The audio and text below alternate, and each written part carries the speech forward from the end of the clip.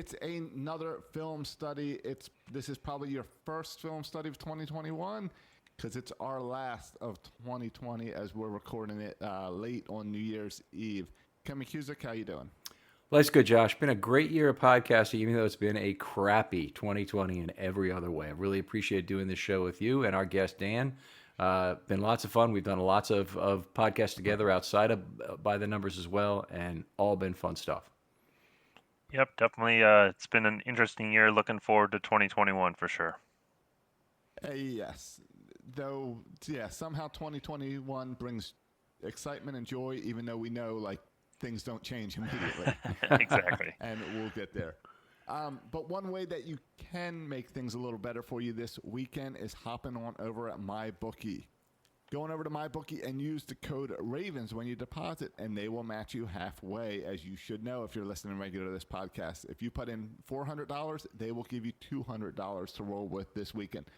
Lots of college football tomorrow or today, depending when you're listening to it, and lots of NBA games this weekend, along with the NFL to bet on this weekend. So going over to MyBookie and treat yourself to some extra cash in your pocket by investing in your intuition. And guys, let's start there. Let's start with some cash in your pocket because we've got $5 million as my number, as in the 1 year, I guess, extension for Jimmy Smith. Yes, so exciting deal for the Ravens. I think a good one. A lot of incentivized money in that $5 million. It's a NLTBE for cap gurus out there. I'm not one of those, but Dan, I know you know a lot about the cap. Yeah, I think the not likely to be earned that you were mentioning is basically they push at least or about half of that 5 million will be pushed to the 2022 cap because of the way that it was structured based off of the different nuances of the contract. So it's a really useful way that the Ravens were able to provide him with a reasonable level of contract, but limit the impact on the 2021 cap, which, as we all know, is going to be tight. Yeah, but it's borrowing from the Yep. 2022 cap in its strictest sense. Let's talk about Jimmy Smith, though, himself as a player, because I want to see him continue at cornerback, where I think he's too valuable for the Ravens to be without him as a backup.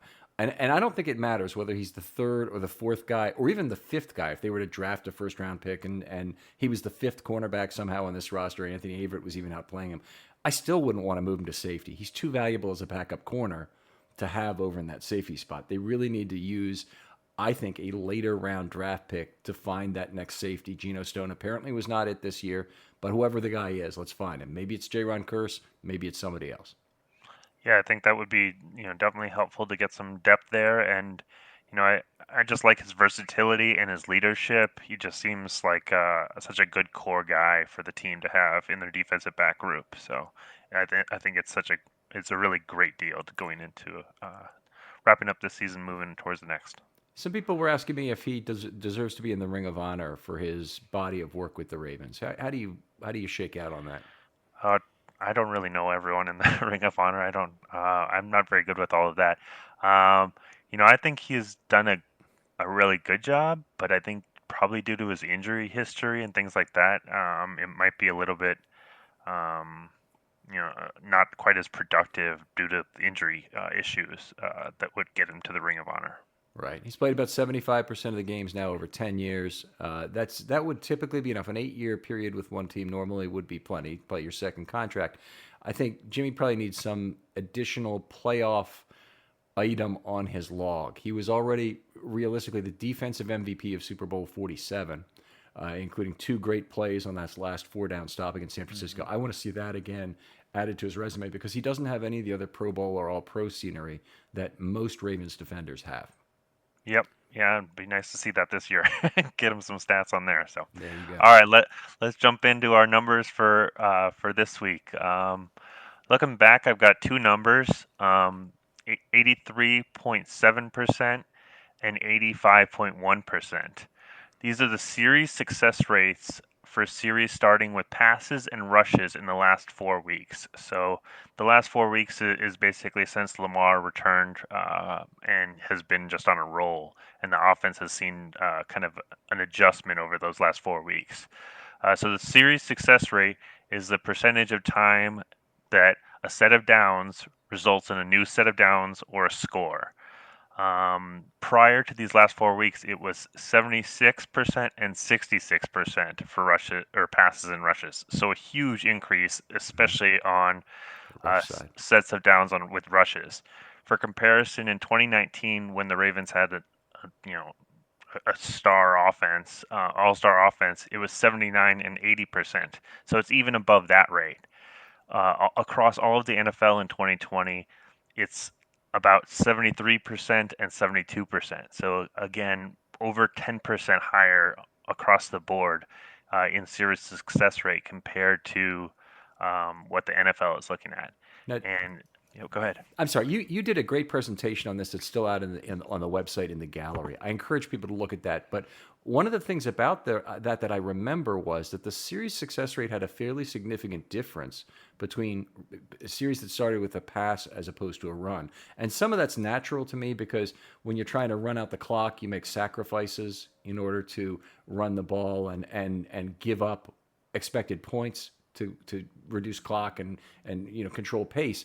But that 73 and 72 sounds remarkably tight to me this year. Am I misremembering that, or wasn't there like a 9-point difference last year? Yeah, I think that's right. I don't remember exactly what the number was last year, but I think there was a much wider spread last year between passes and rushes across the NFL. Not for the Ravens, but across the NFL. I'll have to look back at that because I think you're right on there that it's definitely different how tight those are this year. I'm not sure why.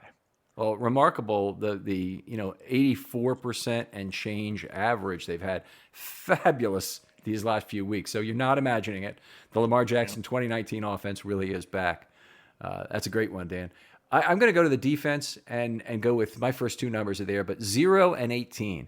The Ravens had 0 pressure events in the first half versus the Giants. They did have one quarterback hit that was wiped out by penalty, but in the second half, that was 0 out of 13. In the second half, they were 18 of 34 on pressure events. 6 sacks, 5 other quarterback hits, a pass defense at the line of scrimmage by Wolf, and 6 other pressures that weren't a quarterback hit or better. Martindale completely turned on the juice with numbers in particular, and came out of the locker room with an 8-man rush, got home with Ward, and they went off to the races with both scheme and numbers in that second half. Yeah, it was fun to watch at the second half. It was just, nice to see them get aggressive and not just sit back and hope that nothing bad happened. They just took the game over, and it was great to see as a fan. So, all right, my next number is 17.9%. That's the third down conversion over expected in the last 4 weeks. Again, the last 4 weeks is kind of a theme you'll see from me based off of how well the offense has been performing. The 17.9% is the highest in the NFL over that time period. So this is the third down conversion over expected. This is using a regression model done by the group over at NFL Faster, their Twitter group. And the third down conversion model, basically using a few different variables, position on the field, and the yards remaining and the time remaining, kind of determine what your likelihood of converting that play is in order to get a first down. And the Ravens have been converting first downs on 18% higher than expected, which is remarkable. So. That's, we're actuaries, so we're used to talking in these terms, but that's 18 percentage points higher. It's actually like 50% more, right, in terms of the percentage of success. Maybe not actual, quite. Yeah. And you don't happen to have the underlying numbers on that, do you? It's like 37 and 55. Yeah, they were 27 out of 45, so 18% of 45. That's what is 60. that? So 60. Yeah. So 60 and 42 were the two numbers. So it's almost 50% higher. Yeah, so that's pretty impressive. They're converting at a remarkable rate. And one of the things that I saw that was really jumped out to me was Ravens have been able to convert 100% of the third downs on series that started with a run. So often you hear, if you started with a run, a lot of people will say, you're kind of just setting yourself up for failure. That's not the case for Ravens at all. They are getting in a position where they can succeed by gaining a big chunk on first down and getting, into a reasonable yardage for second and third down. And they're converting 22 out of 22 times when they've had a third down after running on first. So That's pretty remarkable. that's amazing because you think about that Giants game, they're running out the clock in the Giants in that second half, and they had to run on first down for most of those times, and that means they converted every single one of those. I almost want to go back and check that. That almost doesn't seem right. I did not believe it. The only time they were close was the Tyree Phillips, the run on third down that was going to be a loss and not converting on third down, but he rumbled for a first down. So. All right, very good, great stuff, Dan. 12 is my nine number. The number of times the Ravens rushed 6 or more against the Giants in this game. I want to frame that up for you. Before, for the entire season, the Ravens had rushed 6 or more on 47 total snaps. So 12 out of 59 is more than 20% of their season total in this single game alone. And in fact, 11 of them were in the second half. So almost 20% in the second half. Those 12 plays, the Giants gained negative 13 yards. Fantastic in-game Martindale adjustment to go nuts with numbers. And what we really saw is the Giants' offensive line looked completely bewildered. They've got a couple of rookies playing on that line at right tackle, at left tackle, and left guard. Shane Lemieux, Pert, who was the very long-armed right tackle from Connecticut, I think. And then at left tackle, they've got their number 1 or 2 pick, Andrew Thomas, who's supposed to be good, but he just did not know who to block when there's 6 men at the line of scrimmage. They could not get it figured out. And whatever reason, they kept getting free runners. Usually 6 going against 5 will usually create some free runners, but they got a lot of free runners in that second half to generate those pressures and generate the events. Fantastic adjustment by Martindale to take advantage of an enormous weakness. I was asked today, did he hold off till the second half on that adjustment intentionally? What I think probably happened is that the Giants were driving towards the end of that half, and they had their one good drive of the first half, which ended up being PD in the end zone by Humphrey forced the field goal. And I think on that drive, Martindale decided at some point, hey, we just can't let him sit back there, but I'm going to wait till the second half to implement it since we're up 20-0 right now. And he did, or maybe 17-0. He did, and it was amazingly successful. It did not give the Giants a chance to talk about that at halftime. Yeah, that's probably a good point.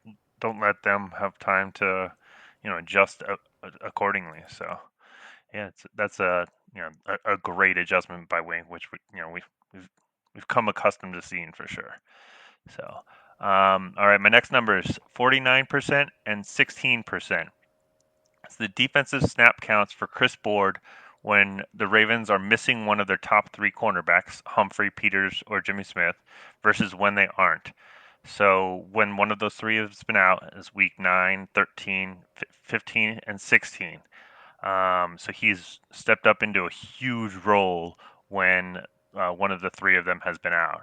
I think he's played admirably and done a really solid job considering prior to this year, I think he's mostly been a special teamer.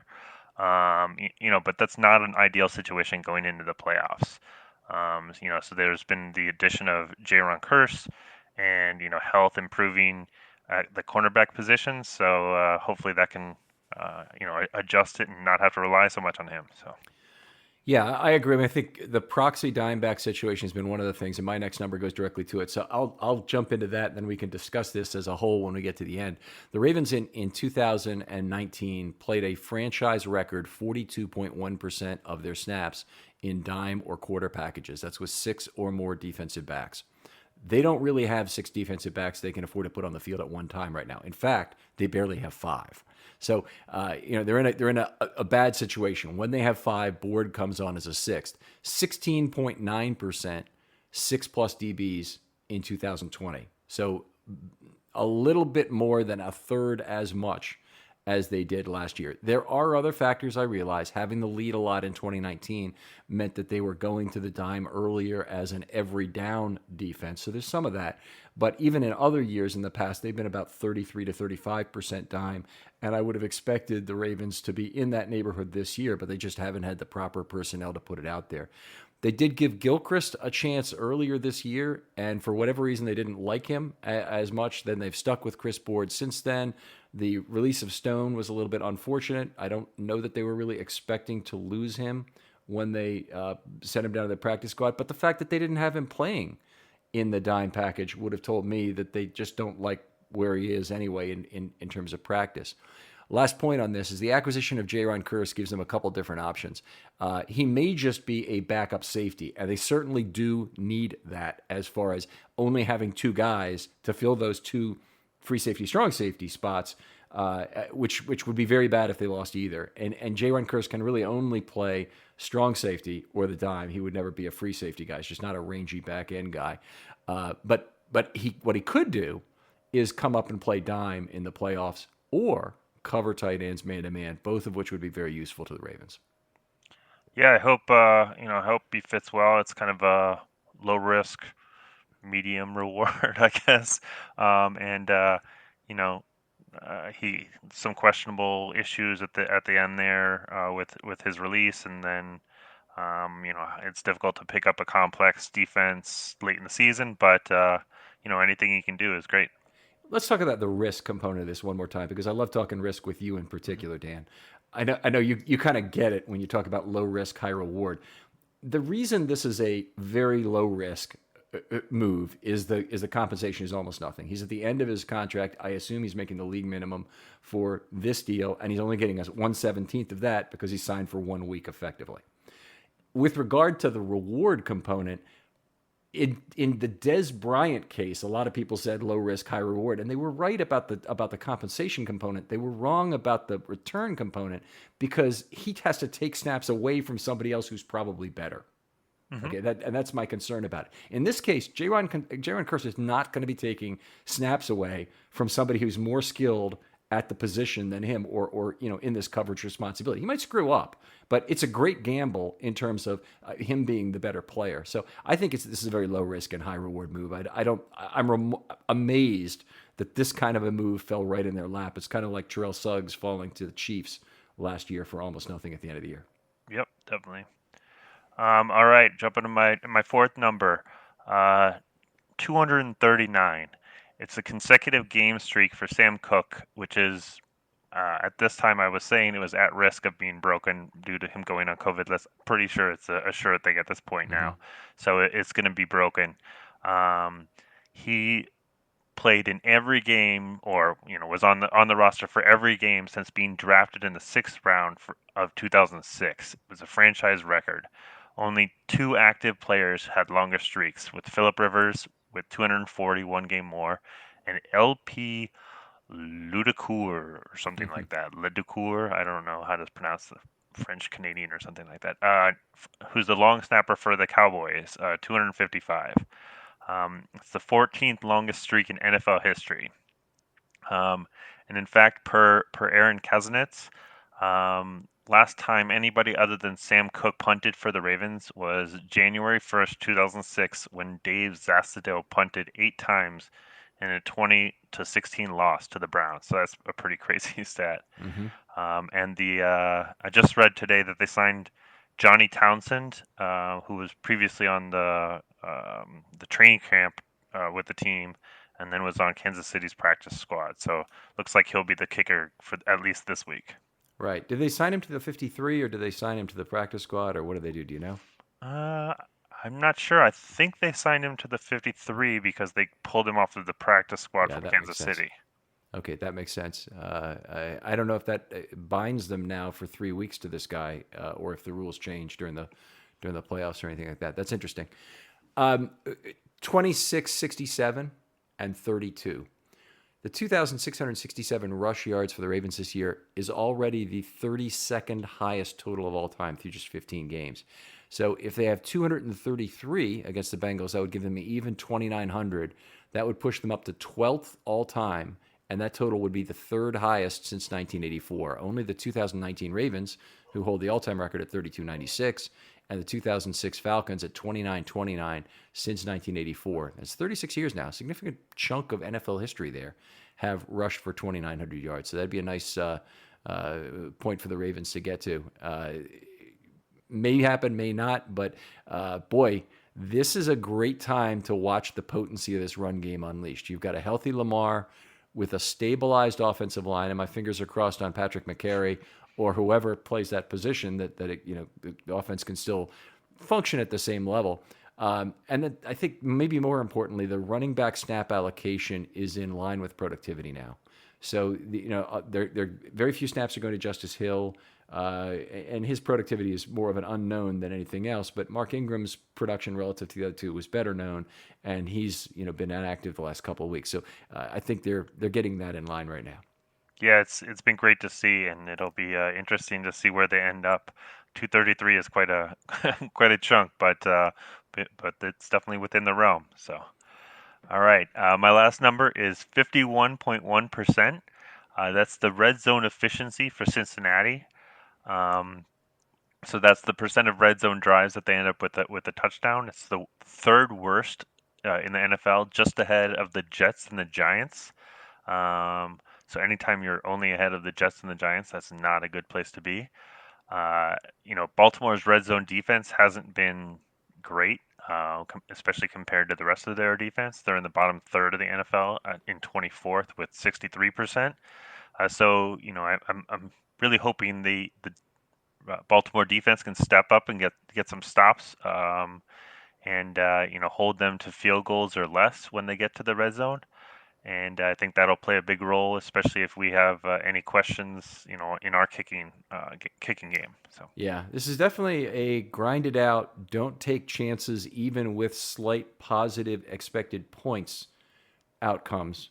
Don't take chances with expected win gambles in this game. Wouldn't you agree? Mm-hmm.